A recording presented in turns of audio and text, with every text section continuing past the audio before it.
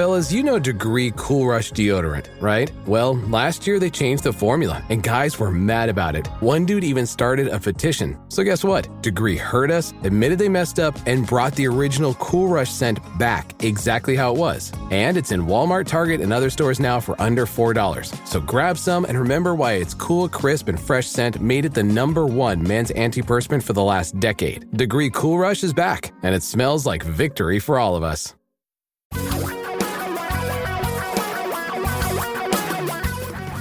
Reality radio for a really great future. We're talking real money. Hi, everybody. Don here. Welcome to the Friday Q&A show. A day early on a Thursday. The reason being, I am actually going to take a paid holiday on Friday, since it is a paid holiday for people in the financial services business. Why? I don't know, but it is. So I'll be taking Friday off. I'll be actually taking the weekend off to spend time with my family. And Tom will be doing the show with Paul Merriman on Saturday. And you can call them on Saturday. I got to check my dates out. That'd be the 16th. Oh, yeah, of course. The 16th of April. You can call Tom and Paul between 3 and 5 Eastern, noon to 2 Pacific, at 855-935-TALK, just like you call us with your questions here at Talking Real Money at 855-935-TALK, or you send them in at talkingrealmoney.com and just use the contact form where you can actually speak your questions to us. So we're going to take some of those, some that were called in, and hopefully we'll answer a lot of questions in the order they were received. We think that's the most fair way to do this. So in the order they were received, let's start with a call, so to speak, that came in through talkingrealmoney.com using, computer microphone, which is kind of cool when you think about it. Hi, I just wanted to relate my great experience with Vestry for a portfolio checkup. I'm 54. I've been listening to Paul Merriman and Talking Real Money podcast. I'm a FERS employee, and I use the TSP, Thrift Savings Plan, 15% Roth 401k, and 5% traditional 401k with a 5% match that goes into the traditional. Currently, I was 19% G fund, 5% F fund, 24% C fund, and 36% S fund, and 16% I fund international. Also have a small Fidelity account, which I'm 20% large cap blend and 20% large cap value, 20% small cap blend, 20% small cap value, and 20% international small value. Sean recommended that maybe I had a little bit too risky of allocations, so he was really nice, and we talked a while. Good employee, good asset for the company, I believe. He recommended that I bring it closer to an 80-20 split with 32% C, 20% S, a little more international, 28% I, and 20% in the G fund. It was just nice to have a professional kind of confirm what I had already been thinking. And hey, thanks for the show. Appreciate it. Take care. That literally was the next call in order, and that was very nice. Nice comments. Thank you so much. Sean is very good at what he does, and just for all of you who think, when these guys say they're going to give me free help, they're just trying to lure me into a sales pitch. No, that's not what we do. We have always believed that we got to help everybody, because that's the only way we're going to stop, or at least reduce, the amount of abusive advice that is perpetrated in this industry. And we wish everybody would do that. That everybody, every fiduciary advisor out there would say, you know what? Call us. We'll give you some time. For free. Truly free. Without any expectation of gaining a client. Because we found that, well, it actually works. We gain clients because people go, well, you weren't lying. No, we don't lie to you. We tell you the truth. So yeah, Sean, I think Sean gave some great advice. I mean, looking over what you showed him, you were very, very, very heavily equity oriented. Your balance is pretty good between the various equity classes, but you certainly were missing more fixed income, more of that stability that will someday, we believe, come in handy. No guarantee, but we believe it will come in handy. Oh, and just so everybody's happy with the regulatory stuff that goes on in this industry, I have no idea who that person is, and I don't believe that person is a client, and I certainly know that person was not compensated. So thank you for those kind comments. And, Sean is a great guy. He really is. We've got some terrific advisors. If you want help, remember, you can just go to vestory.com and set up an appointment with somebody. They will help you. I promise. For nothing. You're not going to get pushed into becoming a client either. It's really pretty simple and straightforward. Once again, our phone number is 855-935-TALK, 855-935-8255. You can call in questions to that number 24 hours a day, 7 days a week, and we just take them in order, come what may, the good, the bad, the whatever. And here's our next call. Hi, my name's Anita. My dad and mom are going to gift me $100,000, and I'd like to retire within 2 years. I am currently 65. And I would need some of the money monthly. In my 401k, I have about $280. So would it be a good time for me to retire in 2 years? Thank you. Hi, Anita. That's a very nice gift, $100,000.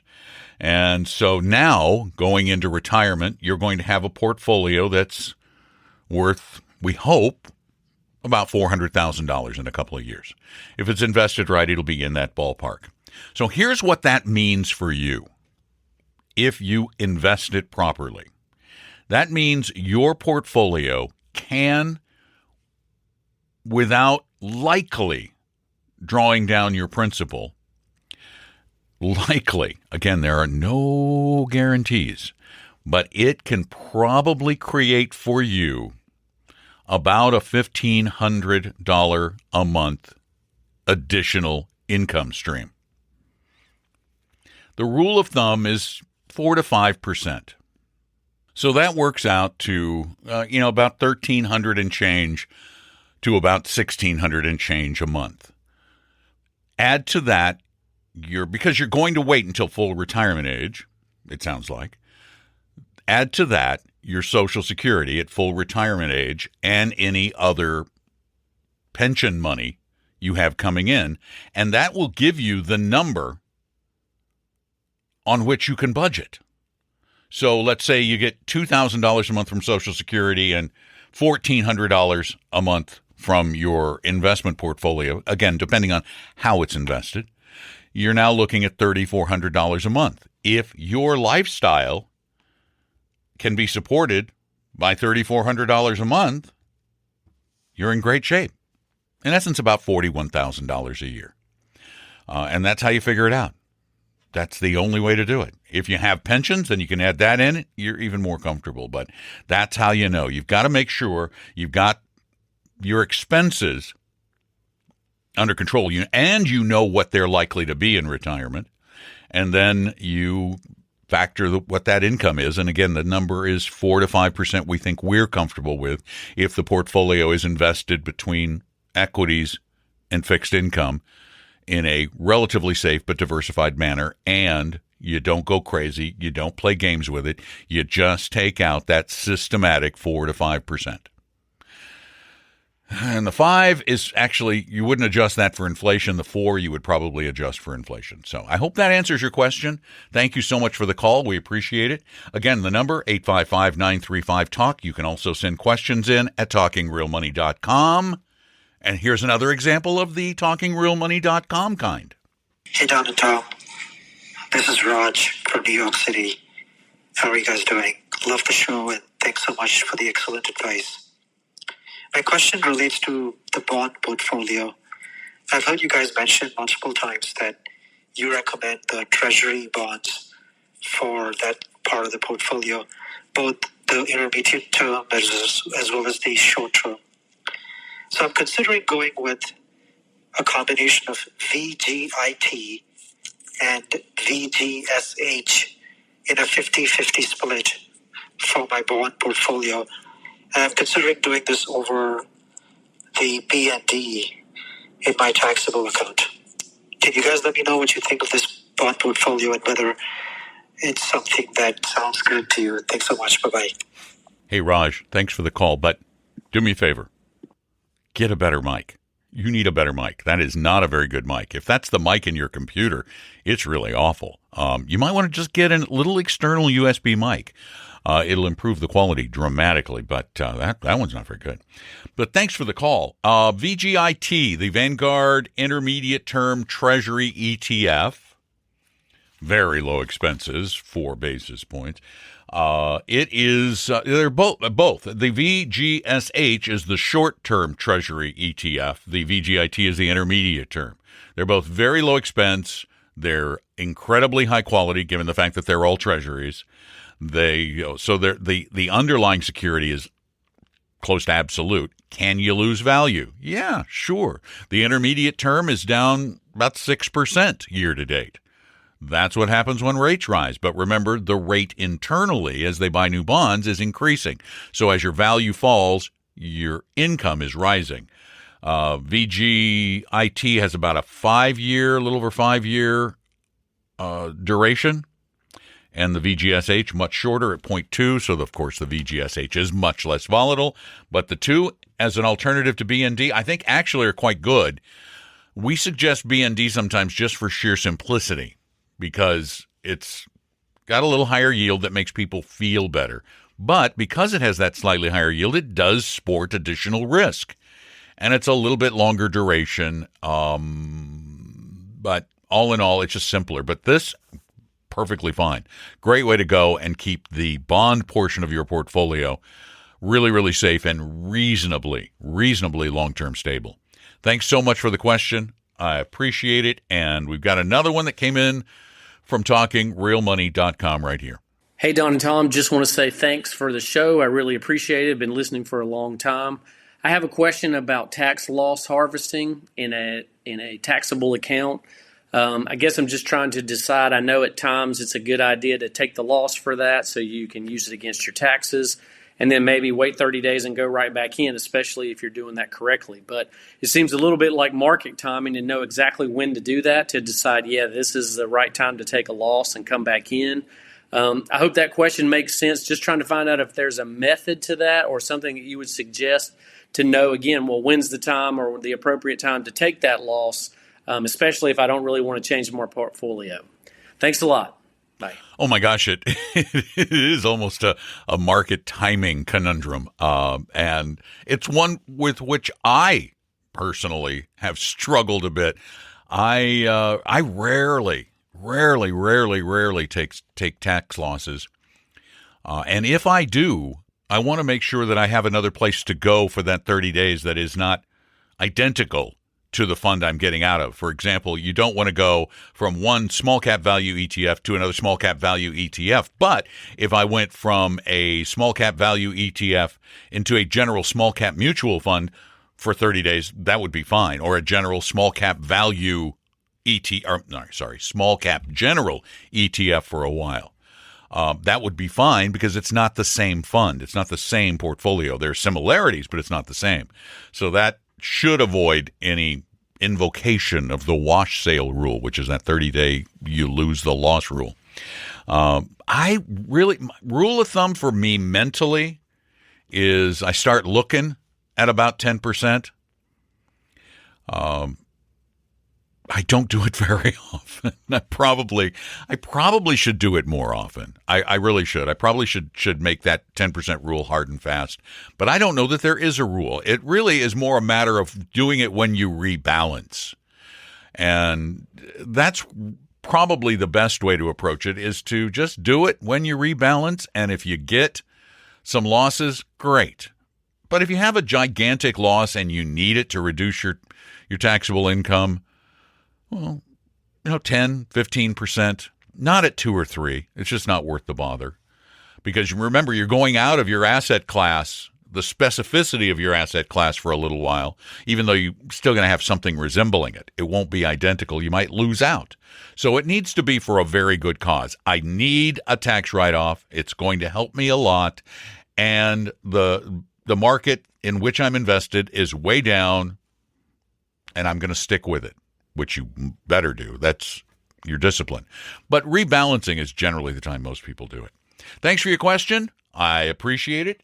And looking at the list here, I think it's, phone call and then back to the website. So we're going to go to one that was called in to 855-935-TALK right about now. Hey, I was listening on Saturday when you had the guy on from Boeing who said he was offered I believe it was a 7% payout from his annuity. And you made the point to him that that's the payout, not the earnings of the annuity. And that if his payout is greater than his earnings, they are merely returning his principal to him to make up the difference.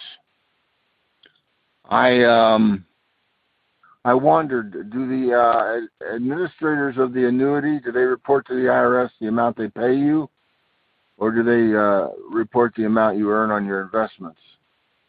Because if they report the amount you were paid as your income from this annuity, then you're paying taxes on the return of your own principal. Does that really happen? I'd welcome your comments, sir. Thank you. And I thank you for your call, sir. And that is a great question. It's an excellent question. And no, it's a little bit, they had to simplify it. They had to create a simple rule because no, the insurance companies do not report how much they make on your money. They don't do that because they're making it. It's not your money anymore. You gave it to them. So what happens is they take the amount that you put in and divide that over your life expectancy.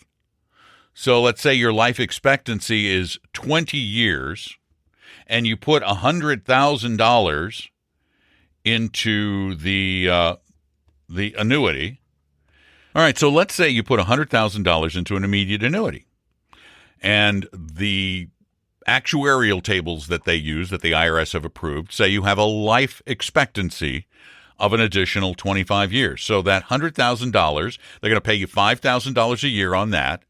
And according to that 25-year life expectancy, you're getting about $4,000 a year back in principal.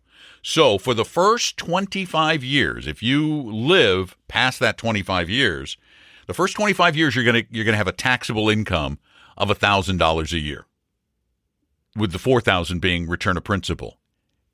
In the 26th year, every single cent will be taxable.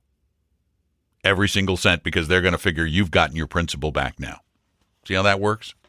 So they don't calculate what the insurance company made, because the insurance company's plan is to make a lot more than they're paying you. A lot more. That's why they do it. And they play the odds that you'll die sooner than later. Because remember, if you die before the 25 years is up with just a simple immediate annuity, you get, and your heirs get, well, yeah, you'll be dead. Your heirs get nothing. Thanks for the question. It's a good one. Again, our number is 855-935-TALK, and you can also send us questions anytime at talkingrealmoney.com. Much like this final question for the day.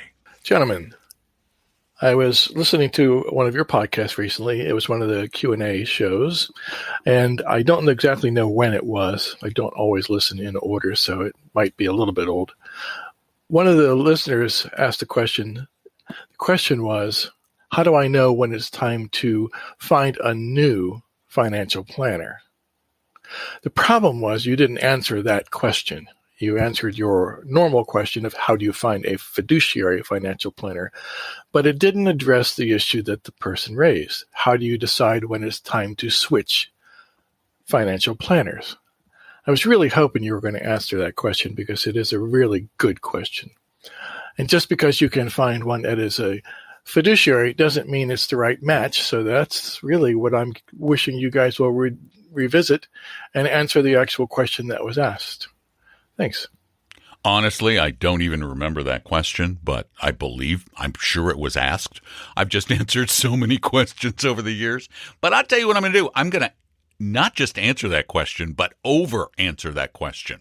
Because it is a good question, but it's like so many. It's complicated. It's really complicated. And I'm going to preface this with the following examples. Let's talk about finding the right one. I'm not going to tell you how to find a fiduciary advisor, but finding the right advisor. How do you find the right spouse?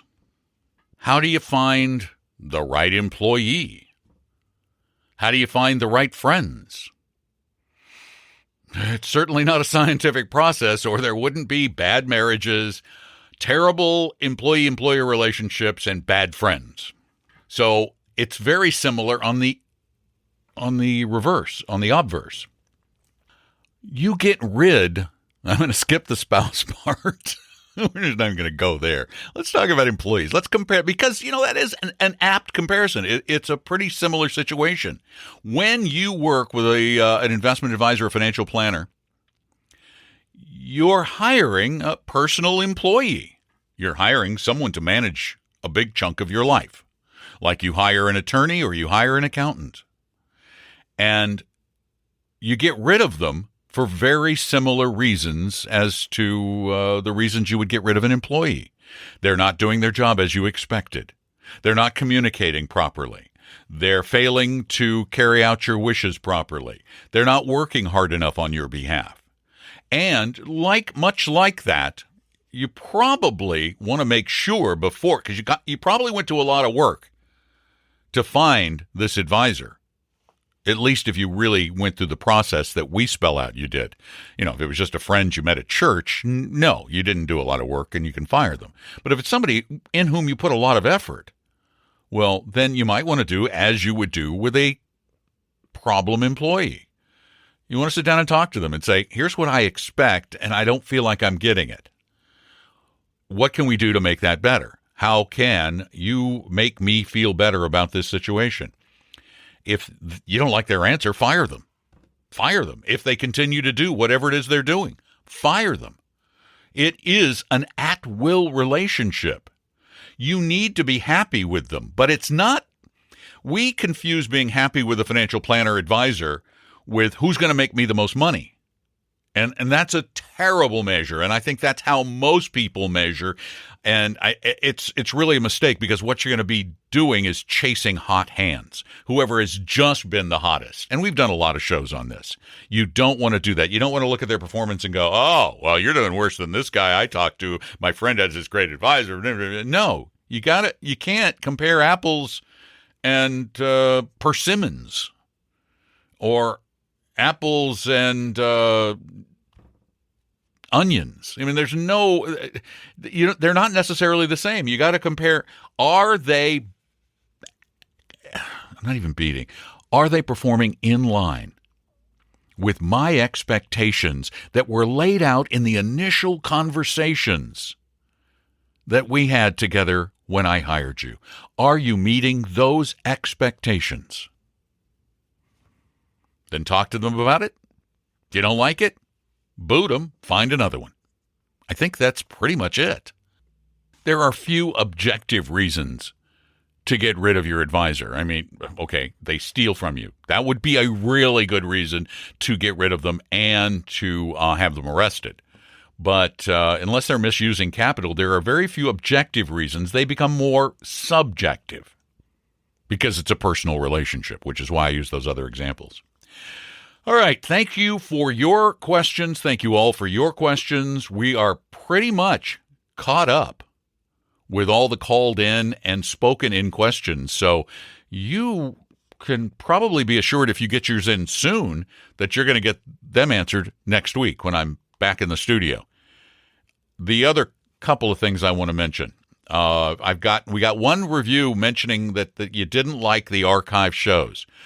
I put up the archive shows with a statement in the description that it's an old show, and a statement at the beginning of the podcast now that this is an old show, so you don't have to listen to them. But there are a bunch of older podcasts that got lost when we moved from one podcast service to another. And about a year ago, we found those. So they haven't been up at our podcast service. So every now and again, I will edit one up and put it in.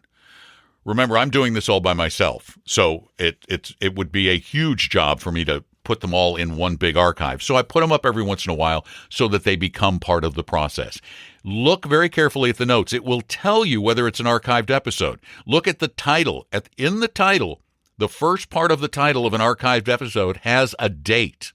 It'll say like February 20th, 2017.